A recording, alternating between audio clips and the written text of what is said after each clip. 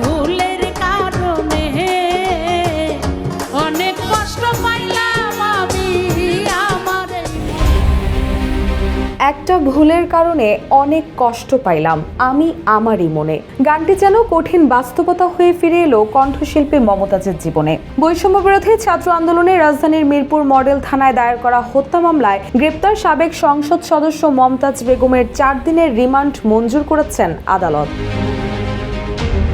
এদিকে মমতাজের রিমান্ড শুনানি ঘিরে ঢাকার চিফ মেট্রোপলিটন ম্যাজিস্ট্রেট আদালতে নাটকীয় দৃশ্যের অবতারণা হয়। শুনানিকালে রাষ্ট্রপক্ষের কৌঁসুলি তার বক্তব্যে মমতাজের রাজনৈতিক সংশ্লিষ্টতা এবং বিতর্কিত মন্তব্যগুলো তুলে ধরেন, যা এজলাসে হাসির রোল তোলে।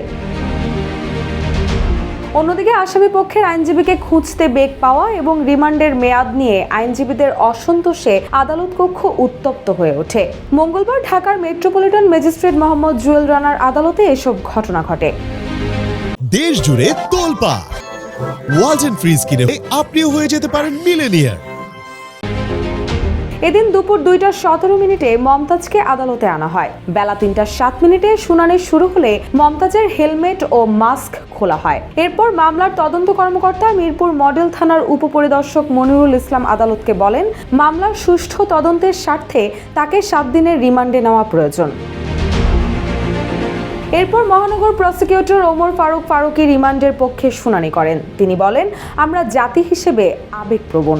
একজন নায়িকার অভিনয় এবং শিল্পীর ভালো গান আমরা পছন্দ করি। তারা কোন দল করে সেটা দেখা হয় না, তাদের কাজটাকে আমরা ভালোবাসি।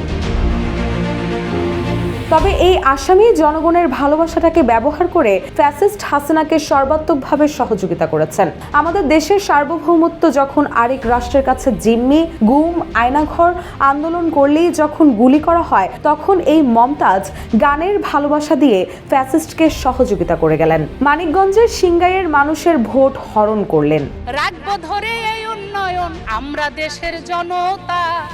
ওমর ফারুক আরও বলেন, সংসদের অধিবেশনে যেখানে মিনিটে কোটি টাকা খরচ হয়, সেখানে তিনি গান গাইলেন, আমার নেত্রী শেখ হাসিনা সারা বিশ্বে নাই তার তুলনা। সংসদের তোফায়েল আমু সহ অন্য সিনিয়র আওয়ামী লীগ নেতারা যেখানে শহীদ প্রেসিডেন্ট জিয়াউর রহমান, সাবেক প্রধানমন্ত্রী খালেদা জিয়ার সমালোচনা করে কটু কথা বলেননি, সেখানে তিনি বক্তব্য রাখলেন খালেদার বাপের নাম কি। এ সময় আদালতে উপস্থিত আইনজীবীরা সেম সেম বলে স্লোগান দেন। শুনানির সময় কাঠগড়ায় পুরো সময় গালে হাত দিয়ে বিষণ্ণ মনে পিপির বক্তব্য শুনতে দেখা যায় মমতাজকে। এক পর্যায়ে পিপি আদালতকে বলেন, এই আন্দোলনের সময় যখন হাসিনার মন খারাপ থাকতো, তখন তিনি হাসিনাকে গান শোনাতেন। এ সময় এজলাসে হাস্যরসের তৈরি হয়। পিপির বক্তব্য শুনে বিষণ্ণ মমতাজ নিজেও তখন হেসে দেন। এদিকে আদালতে মমতাজের আইনজীবীকে খুঁজে পেতেও বেগ পেতে হয়। মমতাজের আইনজীবী আদালতের উদ্দেশ্যে বলেন, আজকে আমার কোনো বক্তব্য নেই। এরপর আদালত বেলা 3টা 28 মিনিটে মমতাজের 4 দিনের রিমান্ড মঞ্জুর করে আদেশ দেন।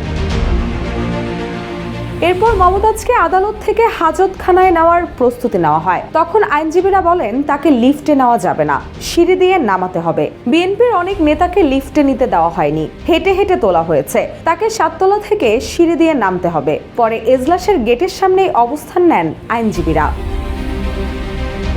প্রায় 21 মিনিট এজলাসে রাখা হয় মমতাজকে। পরে নিরাপত্তা বাড়িয়ে তাকে লিফটে তুলে নিচে নামানো হয়, কিন্তু নিচে গিয়েও অবস্থান নেন আইনজীবীরা। পরে নিচ থেকে দ্রুত মমতাজকে হাজতখানায় নিয়ে যাওয়া হয়। সে সময় আইনজীবীরা মমতাজকে উদ্দেশ্য করে বিভিন্ন ভাষায় কটূক্তি করেন। রুশা সোর, জয় জয় দিন।